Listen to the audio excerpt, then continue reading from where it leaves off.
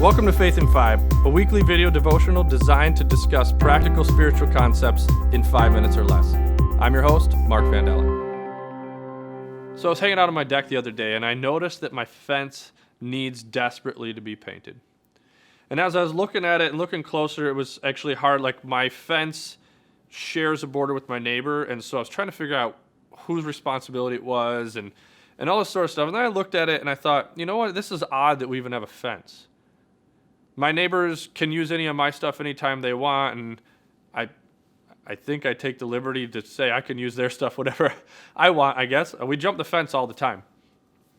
It just got me thinking about why do we have fences, right? Like, sometimes we set up fences to keep our stuff, and often we think that's the good, right? We want to keep the good in, and we want to keep other stuff out. We want to keep the bad out.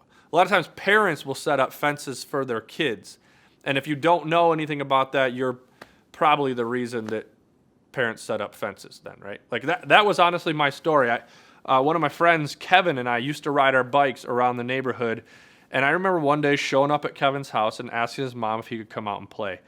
And his mom said, "No, not today, sorry," and so I went home. Later, Kevin was out riding his bike, and I jumped on mine and caught up to him. I said, "Hey, what's going on? I thought you weren't able to play today." And he said, "Well, honestly, my mom heard you swearing a lot the other day and decided that you probably weren't the best influence on me." And my heart was broken. I didn't realize that all of a sudden I developed a potty mouth, so to speak, and so I wasn't able to now hang out with my friend because of some of the choices I was making. And in that moment, and I don't know if it was exactly that moment, but that feeling made me consider who do I want to be? And no matter what I do, I can have an influence, but what kind of an influence do I want to have?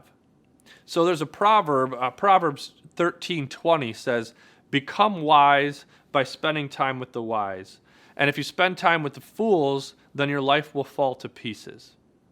And so in that moment, I kind of had that thought. I obviously wasn't thinking about the proverb, but I started thinking, how do I make an influence? How do I become one of the wise, so to speak, that can influence other people's lives? And in this equation of the wise equals wise and fools equals disaster, as I learned more about Jesus, I realized that at some point the wise need to step across that equation, or the fools could never get to a spot where the wise were.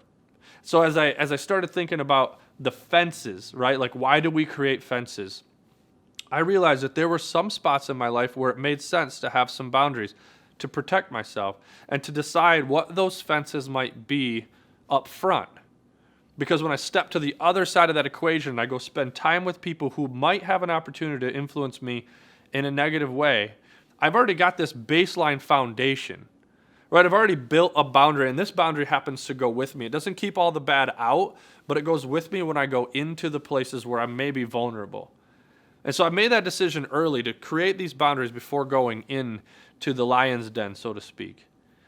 But I did that because as I read the Bible, I realized that Jesus is more concerned with us influencing others. And if there's no way for the fools to not be fools, then this equation is broken. And so I think that Jesus encourages us to figure out, obviously, two things. One, set those boundaries ahead of time before you walk into a situation where you need the fence. Because when you walk into a situation and haven't created the fence, you're going to walk right around the fence. But two, ask yourself, what kind of influence do you want to have? Because there's a chance where in this rule, the wise and the fools rule, where sometimes we hope to be the exception by just being able to go in and not be influenced. But I would argue that we have a better chance of living closer to what Jesus did if we choose to be the exception. If we go in knowing that we want to have a positive influence. See, after this story with Kevin actually called me, Facebooked me. He looked me up on Facebook and had some questions. He knew I was a pastor and wanted to connect. And so at some point when my life turned and I started to have this different outlook, this different approach, and have the different influence, I'm in a spot where Kevin looked me back up. Whenever there's a fence, I want to be the person that always has access. I don't want to be the reason for the fence. So I'd ask yourself, are you the reason that people put up fences?